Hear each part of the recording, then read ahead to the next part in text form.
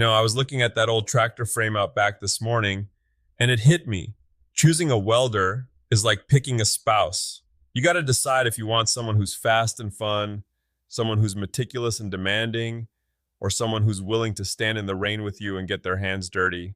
Well, considering your history with fixer-uppers, I'm a little worried about which process you're going to advocate for. But seriously, we get this question from the den every day. I've got $500 and a dream. What machine do I buy? And the answer is usually it depends, which is the most frustrating sentence in the English language. But today, we're actually going to strip the paint off this. We're diving into the big three, MIG, TIG, and stick, and seeing which one actually earns its keep in a real-world shop. Let's start with the one everyone points beginners toward. MIG, gas metal arc welding. To the uninitiated, it looks like a hot glue gun for metal. You pull the trigger, stuff happens, and suddenly two things are one. Is it actually that simple? It's deceptively easy to get a bead that looks okay, but that's where the trapdoors are. With MIG, you've got a spool of wire and a cylinder of shielding gas. You're essentially running a continuous circuit while gas blows over the puddle to keep the oxygen from turning your weld into Swiss cheese. I've seen some of your Swiss cheese welds from the early 90s, Tiger. They're in the Hall of Shame box under the sink. Those weren't welds. Those were artistic expressions of failure. But that's the thing. MIG is the point and shoot of the welding world. It's fast. If you're building a utility trailer or a workbench, you can zip through yards of joints in an afternoon. It's also clean. Very little spatter if you've got your settings dialed. But the trade-off is the gear, right? I mean, you're tethered to a tank of argon CO2. You can't just take that out into a windy driveway and expect it to work. Exactly. A gentle breeze will whisk that shielding gas away and suddenly your weld looks like a dry sponge. And then there's the prep. MIG is a bit of a prima donna when it comes to cleanliness. If there's rust, paint, or even a heavy layer of mill scale, the arc starts acting like a teenager with an attitude. Unpredictable and messy. So for the person in a suburban garage making lawn art or fixing a car fender, MIG is the winner. But what about the secret cousin of MIG, the flux core stuff? Flux core is MIG's rugged, outdoorsy brother who forgot to shower. You take out the gas tank and use a hollow wire filled with, flux. It creates its own shield as it burns. It's fantastic for windy construction sites, but it leaves behind a layer of slag you have to chip off. It's smoky, it's angry, and it'll burn through thin sheet metal before you can say, oops. Okay, let's go to the other end of the spectrum. TIG, the gold standard. Every time I see a TIG weld on Instagram, it looks like a stack of dimes. It's beautiful, but you always say it's the most frustrating thing you've ever learned. It'll test your religion, Alex. It really will. TIG, tungsten inert gas, is for the folks who want total control. One hand holds the torch, the other hand feeds a filler rod, and one foot is usually on a pedal controlling the heat. It's like playing the drums while trying to perform microsurgery. Wait, so if I'm building a roll cage or an aluminum boat, TIG is what I want? If you want it to be structurally perfect and pretty enough to leave unpainted, yes. TIG is the only way to go for exotic stuff. Titanium, magnesium, or very thin stainless. But here's the reality. It's slow, like watching grass grow slow. I once spent 4 hours TIG welding a stainless manifold that I could have MIG patterned in 20 minutes. And the precision isn't just about the machine. It's about the person, right? You can't just fake it with TIG. No chance. If you touch that tungsten electrode to the puddle for even a millisecond, it's contaminated. Now you've got to stop, walk over to the grinder, resharpen that needle, and start over.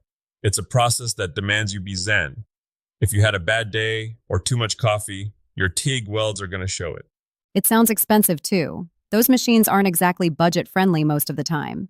The entry fee is steep, and you're buying pure argon, which isn't cheap. But if you're a perfectionist, the kind of person who aligns the screws on their light switch plates, TIG is your soulmate. All right, let's talk about the old school brute, stick welding. SMA. My grandfather had a buzz box in the barn that looked like it survived a war. Why is this still around? Because it's the honey badger of welding. It doesn't care. It doesn't care if the metal's rusty. It doesn't care if it's raining. And it certainly doesn't care about your feelings. You've got to stick a filler metal coated in flux, and you just scratch it like a match to start the fire. I remember trying it once. I just kept sticking the rod to the plate. I felt like a total failure. We've all been there. We call that the frozen rod of shame. You're trying to break it loose while the transformer is humming and the rod is turning red hot. It's a rite of passage. Stick is the hardest to start, but once you've got the rhythm, it's incredibly satisfying. It's for heavy duty stuff. If you're fixing a backhoe bucket or welding a fence post in a muddy field, stick is the only sane choice. But it's messy. I mean, the spatter looks like a firework went off in a kitchen. It's filthy. You'll be picking bits of slag out of your boots for a week. And you can't really do thin stuff. Try to stick weld a car body, and you'll just end up with a giant hole and a lot of colorful language. It's a blunt instrument.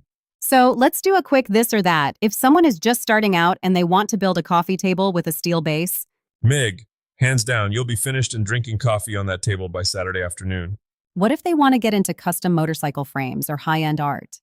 TIG, you need that heat control so you don't warp the thin wall tubing, and you want those welds to be part of the aesthetic. And the guy on a farm who needs to fix a gate that's been sitting in a swamp for 10 years? Stick. Don't even bother cleaning the mud off. Just crank the heat and let the rod do the work. Plus, you can run stick on a long extension cord way out in the pasture where a gas bottle would be a nightmare to drag. I'm starting to see why your shop has 4 different machines. You're just a collector. It's a sickness, Alex. But the real lesson I learned the hard way, and I mean melted through a customer's vintage bumper hard way, is that the process has to match your patience level. If you're a get-it-done person, TIG will make you miserable. If you're a detail-is-everything person, stick will make you feel like a caveman. That's a fair point. It's about the personality of the maker as much as the thickness of the metal. Exactly. And don't buy the cheapest machine on that auction site. I bought a generic welder once that sounded like a blender full of marbles and had a duty cycle of about 4 seconds. I spent more time waiting for it to cool down than I did actually joining metal. Buy a machine that has a local repair shop. You'll thank me when a circuit board fries in 3 years. Good advice. So, the takeaway for the den today? Don't get paralyzed by the acronyms. Pick the process that solves 80% of your problems. For most of you, that's a decent MIG machine. It'll get you into the game. Once you've grown specialized, then you can go down the TIG rabbit hole or start burning sticks in the backyard. And maybe keep a fire extinguisher handy regardless? That should be the first tool you buy. Trust me on that one. Thanks for the deep dive, Tiger. I think I'm actually ready to try that match strike on the stick welder again. Just don't blame me when your shoes are on fire.